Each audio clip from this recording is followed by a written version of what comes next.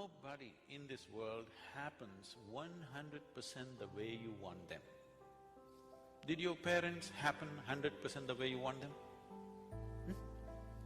Did they? The children can say, it's okay.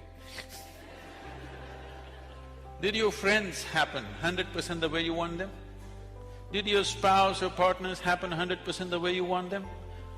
Not even your dog. These days they do their own things. Nobody happens 100% the way you want them, but that is not the problem.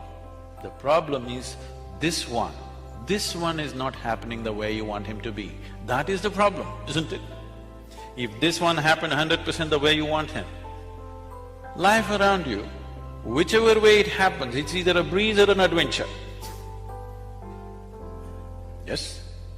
It is either a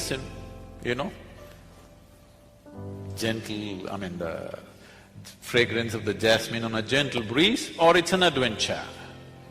There is no unpleasantness. Unpleasantness is happening from within you, never from outside of you. No, you don't know how unpleasant my boss is. No, he only causes, at the most, if he's causing unpleasantness around you. He cannot cause unpleasantness within you, isn't it? This is your work. This is completely your work, isn't it? Why would anybody cause unpleasantness to himself? Simply because we have chosen to live unconsciously, just as a compulsive reaction to everything that's happening around us. For solutions, we are looking into books, we are looking into all kinds of things. We are always looking elsewhere, never inward. This happened. We are from Tennessee. In Tennessee, every family with some kind of tradition has their own leather-bound, large-sized Bible of their own. They're very proud of this. It's so large, you can barely open it, at least children cannot. One day a boy, 12 years of age, who was studying in a boarding school elsewhere, came home and he found this huge book sitting there and he opened it. A few pages he opened, a leaf which had been there in the book for a long time, it was dry, it flew out and fell down. Then he called out loudly, "Mama, come and see what I found." She said, "What is it that you have found?"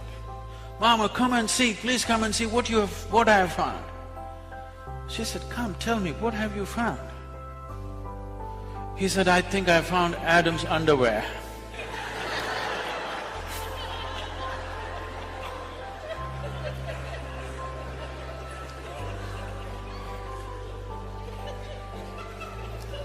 What is written there and how you perceive it is you, even now. Even now, how you experience every situation is you. What is happening around you and how you experience is essentially you. What is written there and what you make out of it is essentially you.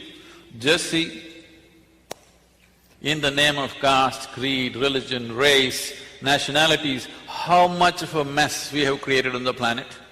I'm sure every one of these things initially started with the greatest intention of human well-being.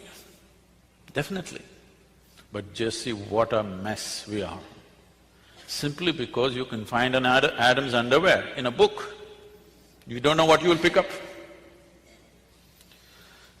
So, there is a way where there is no room for misinterpretation. That way is to turn inward, not to seek solutions outward. For outward things, you can seek outward solutions. For inner things, you seek inner solutions. Turning inward, what does it mean? Right now, as I earlier mentioned, the only way you can perceive is through five sense organs: seeing, hearing, smelling, tasting, touching. All these things are essentially outward bound. See, you can see what's around you. You cannot roll your eyeballs inward and scan yourself. You can hear this. But so much activity in this body, you cannot hear that. If an ant crawls upon this hand, you can feel it. So much blood flowing, you cannot feel it. In the very nature of things, sense organs are outward bound, but everything that you experience is happening from within. This is the fundamental human predicament. Only if you turn inward, then you are into what you're referring to as India studies. Otherwise, India is a glorious chaos. Lot of Indians miss it. Too much order in America. Once in a way they have to go out and get lost and have a diarrhea at least. Yes or no? If not enlightenment, at least a diarrhea. You must eat the street food and something must happen.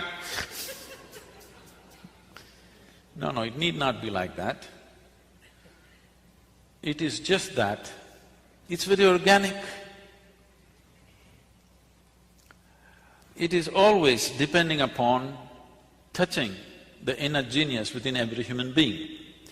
It is not depending upon the organization of the outside, which can be very chaotic. For a person who's been born and brought up in Western societies, India could be bewildering and scary.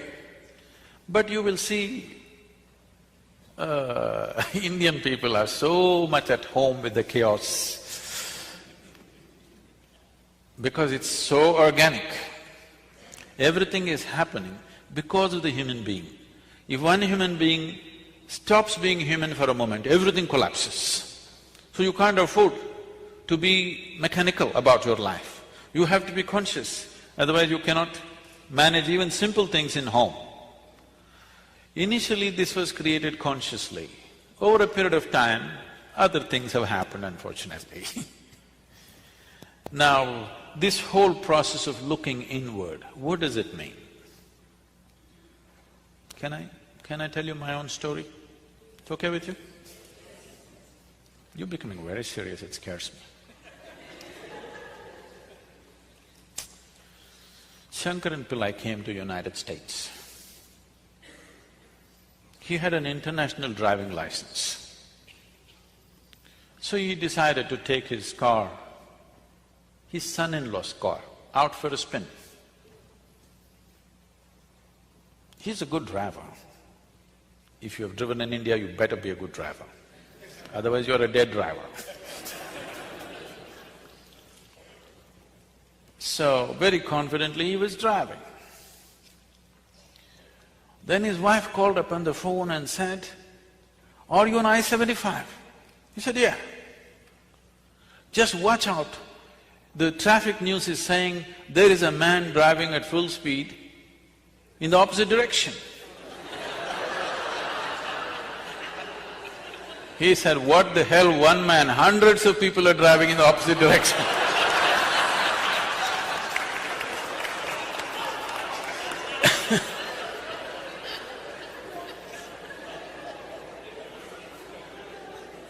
But he's very comfortable.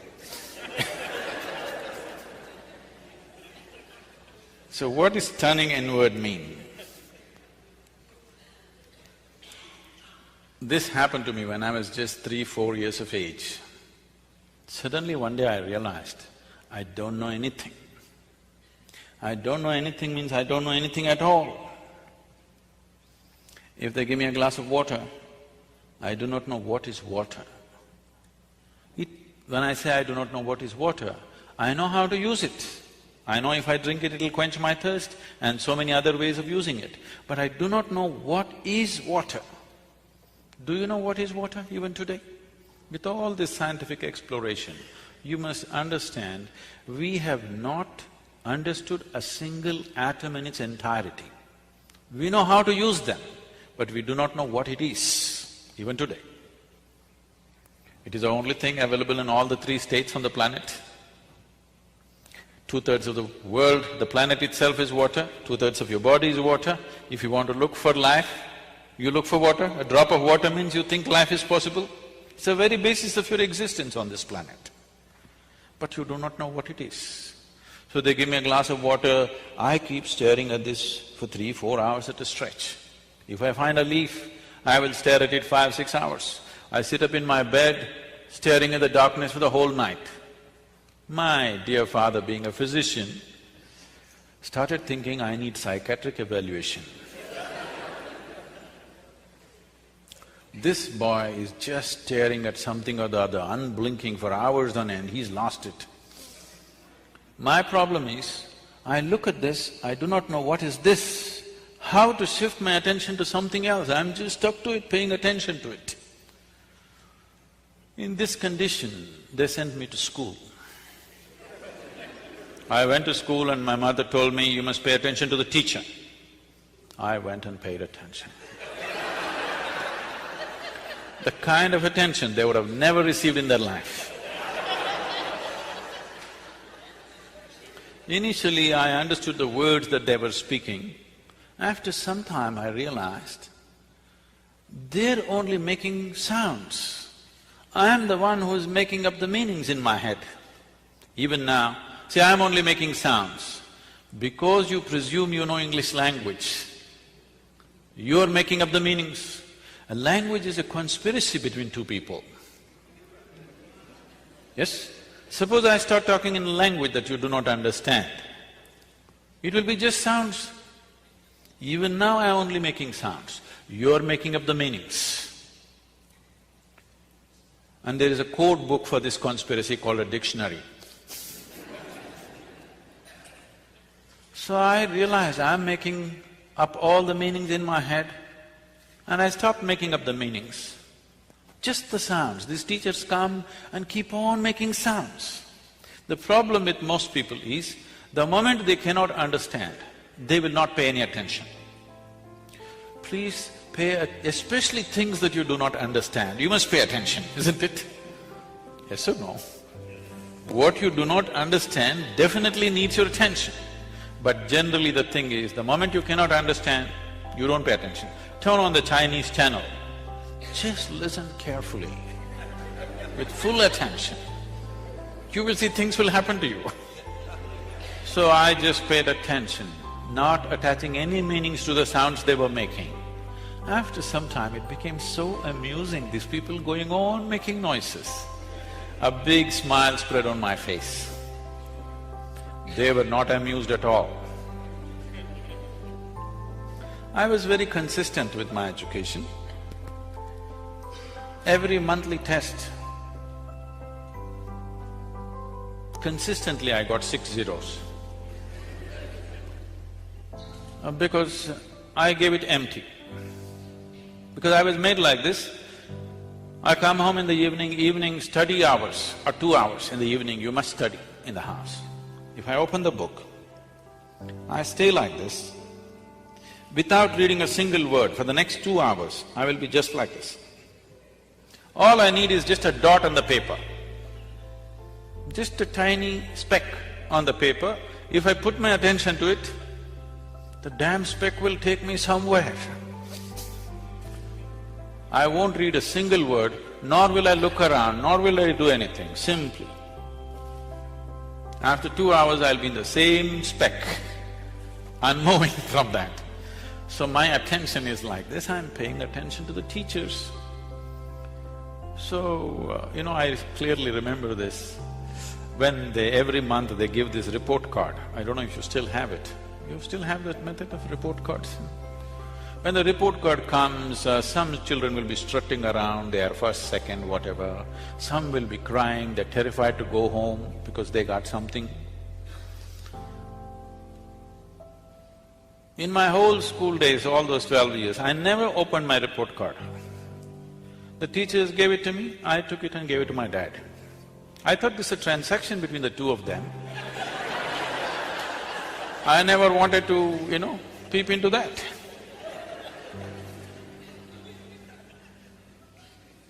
And I never was retained in any class, I always went on.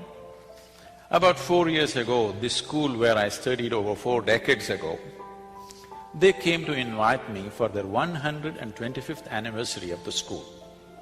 They were inviting all the prominent alumni. They came to invite me. I said, see, please, why me? I was not just a not good student, I was not even a student. Don't take me back to the school. They said, no, our school has produced federal ministers, our school has produced film stars, our school has produced cricketing stars. You are the only mystic, you have to come.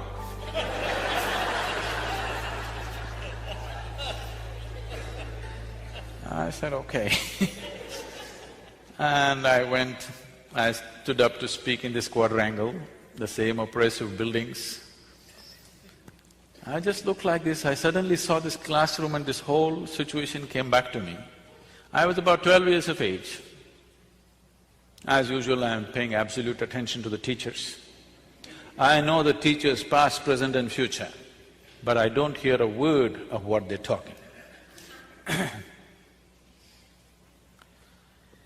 So that particular afternoon, this teacher is trying to get some response from me.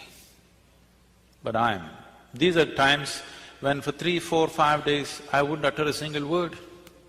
Because when you don't know anything, what do you say? What is there to say? You know nothing. If you look at a leaf, you don't understand that in entirety.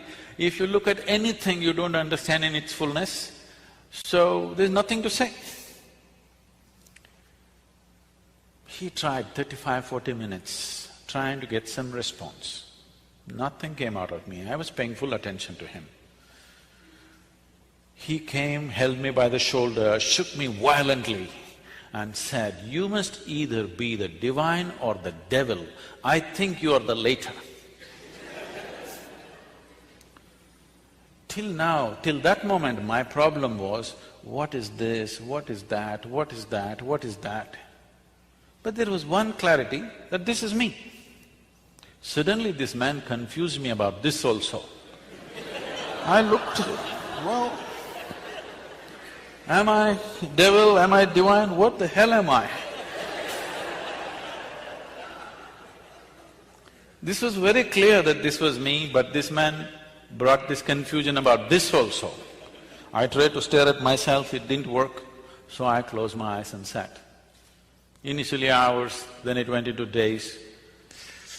Once I closed my eyes and sat, I thought, in my experience, I felt it's about 25, 30 minutes.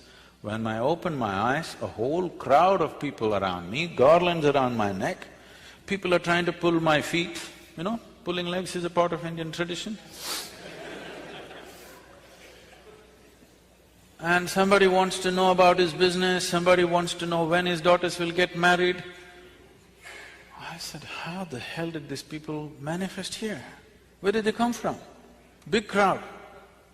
They said, you've been sitting here for 13 days. In my experience, I just sat there for 25, 30 minutes. I closed my eyes and I opened my eyes, a big crowd. Why I'm telling you this is, life is in many more ways than the way you understand and experience life through the five senses.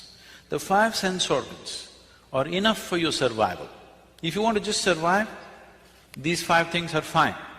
But if you want to know life, these five sense organs are not good enough, because this gives you only a comparative perspective of everything. What you know by comparison, see, you know light only because you know darkness, isn't it? The nature of sense organs is such, if you see this part of my hand, you cannot see the other part of my hand. Even if you take a grain of sand, if you see one part, you can't see the other part. If you're experiencing light, you cannot experience the darkness. This is the nature of sense organs, and everything is in comparison. For example, let's say you're 6 feet tall. Now, you stand like a tall man, you walk like a tall man, you think like a tall man, you feel like a tall man, and you are a tall man. Suppose you went to another society where everybody is 8 feet tall. Now, you stand like a short man, walk like a short man, think like a short man, feel like a short man, and you are a short man. So what you know in comparison is only useful for survival in a particular situation. It is not a way of knowing life. There are other dimensions of perception which a human being has to activate. You need to understand what is needed for survival. Became active. The moment you came out of your mother's womb, all these things became active. You need to understand, they were not active when you were in your mother's womb. Otherwise you would know the whole human physiology. You didn't have to go to your medical school, you know. Your eyes were not open, your perception was not open. Only after you came out, it opened up, because without it you cannot survive. If survival is all you're seeking, this is fine. But once you come as human, somehow survival is not good enough, isn't it? When survival is in question, it's a big issue. Once it's taken care of, it doesn't mean anything. Isn't it so? There is something within you, always longing for something more. Whoever you may be right now, whatever you may be right now, you want to be something more than who you are right now? Yes or no? If that something more happens, what? What? You want something more? If that something more happens, what? Something more? It looks like you're looking for expansion. Okay, we will make you the king or queen of this planet. Now, don't look at me hopefully. You think I'll make such a blunder? Suppose you become the king or queen of this planet, will you be fulfilled, I'm asking you? You will look at the stars, isn't it? So there is something within you which wants to expand. I'm asking how much expansion would settle you for good? How much expansion would settle you for good? Hello? Unlimited. You're looking for infinite expansion, a fantastic desire, but a hopeless method. Your longing to become boundless is wonderful. See, there is something within you which does not like boundaries. Suppose I imprison you in a 5x5 cubicle right now, you will feel horribly imprisoned. Tomorrow, we will liberate you into a 10x10 cubicle. You will feel wonderful for a day, and again the same thing. Then we will liberate you into a 100x100 cubicle. You will feel wonderful for 3 days, and again the same thing. It doesn't matter where I set the boundary. The moment you can feel the boundary, you want to break it. Yes? There is something within you which does not like boundaries. There is something within you constantly longing to become boundless. You may be trying to settle this either unconsciously or consciously. If you're trying to settle it unconsciously, you think going out shopping will settle it. It does for a moment, again tomorrow the same thing. Or reading a book will settle it, or conquering something will settle it. All these things settles you for some time, and again the same thing. The moment you can feel the boundary, again it's a problem, isn't it? There is something within you longing to become boundless. You need to understand this. Boundaries are essentially the nature of the physical. The physical exists in this universe, the physical exists in creation only because of defined boundaries. I can call this a physical body only because there is a defined boundary. If I take away the boundaries of this body, could you call this physical? If it is all over the place, would it be physical? Only because it stays within a defined boundary, it's physical.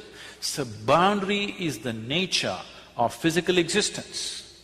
There is something within you longing to go beyond all boundaries.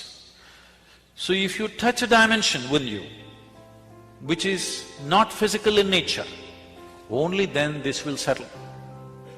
Is there such a thing? Well, let's understand this. When you were born, your body was only this much. Now it's become this much. How did it happen? How did it happen? The food that you've eaten, isn't it? The food that you've eaten. So what you call as my body is a heap of food, actually, or it's a piece of this planet.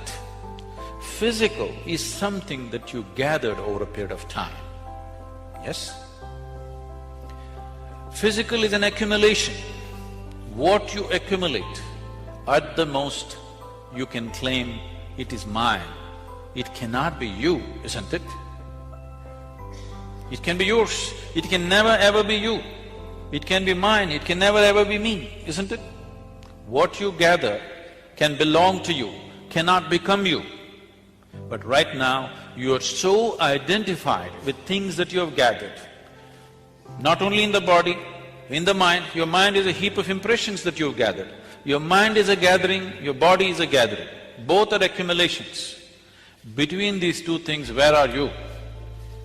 A dimension beyond the physical, which is the basis of all this. If you eat a piece of bread, it transforms it into such a fantastic machine that we call as human mechanism.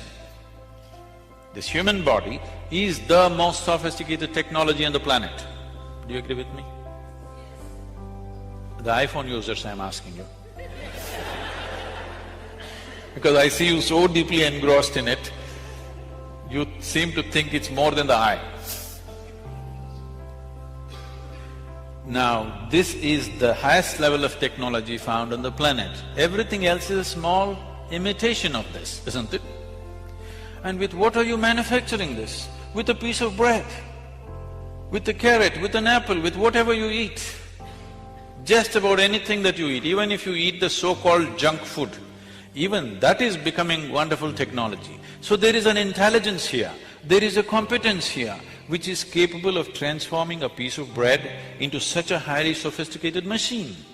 If only if you had access to this intelligence consciously, you would live your life magically, not miserably for sure. So how often do you touch this? Every human being touches it at some moment in his life. If you can consciously touch it, definitely you would stay in touch with it, isn't it? If you accidentally touch it, then it happens accidentally. Most beautiful moments in people's lives, unfortunately, are generally accidental. People come and tell me, Sadhguru, I met such a wonderful person. I say, stop. Why are you not that wonderful person? Why is it that you're meeting such wonderful people? If you are feeling absolutely wonderful, anything that you look at looks wonderful, isn't it? Yes or no? Have you noticed this? When you're happy, you appreciate everything. When you're miserable, everything is… the whole creation is a rubbish.